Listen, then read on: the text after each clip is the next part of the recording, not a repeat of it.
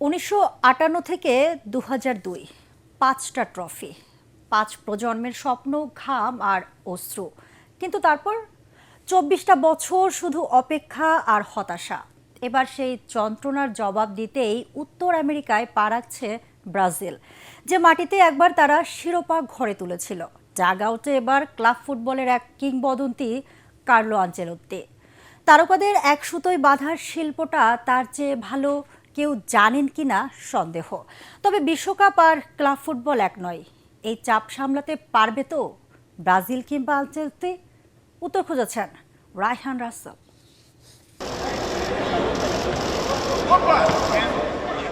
বিশ্বকাপের ইতিহাসে ব্রাজিলই একমাত্র দেশ যারা প্রতিটি আসরে খেলেছে। 5 বার হয়েছে চ্যাম্পিয়ন, কিন্তু সেই গৌরবের শেষটা লেখা হয়েছিল 2002 সালে। তারপর থেকে প্রতিটি আসরেই নতুন ক্ষত। এবার ইতিহাস সেলেসাওদের পক্ষে কথা বলছে। 1994 সালে এই আমেরিকার মাটিতেই বিশ্ব চ্যাম্পিয়ন হয়েছিল ব্রাজিল। এবারও সেই ইতিহাসের পুনরাবৃত্তির আশায় ব্রাজিলের কোটি সমর্থক। সেই স্বপ্ন বাস্তবায়নে প্রথমবারের মতো বিদেশি কোচের অধীনে বিশ্বকাপ খেলতে নামছে তারা। কার্লো আনচেলত্তি ইউরোপিয়ান ফুটবলে যা জেতার সবই জিতেছেন।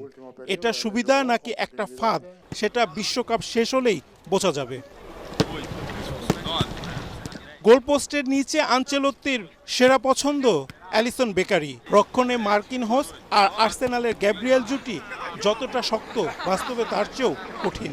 আক্রমণ ভাগের কথা বলতে গেলে ভিনিসিয়াস জুনিয়রের নাম আসবে সবার আগে। পাশে থাকবেন রাফিনহা আর 19 বছর বয়সে 11 ম্যাচে 5 গোল করা এস্তেভাও। নেইমারের প্রসঙ্গটা একটু আলাদা। 79 গোল নিয়ে ব্রাজিলের সর্বোচ্চ গোলদাতার রেকর্ডটা তার দখলে। তবে চোট বারবার তাকে কষ্ট দিচ্ছে। বেঞ্চ থেকে নামলে কিছু একটা ঘটানোর সামর্থ্য এখনো আছে, এইটুকু বিশ্বাস অন্তত রাখতে চান ব্রাজিলিয়ান সমর্থকরা।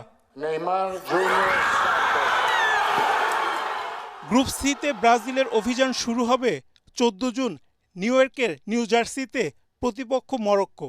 এরপর 20 জুন ফিলাডেলফিয়ায় হাইতি, তারপর 25 জুন মায়ামিতে স্কটল্যান্ডের বিপক্ষে খেলবে ব্রাজিল।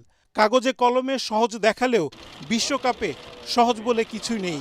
এই শিক্ষাটা ব্রাজিল পেয়েছে বহুবার। ব্রাজিল দলে প্রতিভার অভাব নেই, কিন্তু 24 বছর ধরে জমে থাকা একটা জাতির আক্ষেপ অনেক গভীর। সেই আক্ষেপ কি এবার উৎসবে পরিণত হবে? উত্তর আমেরিকার মাটি দেবে সেই উত্তর।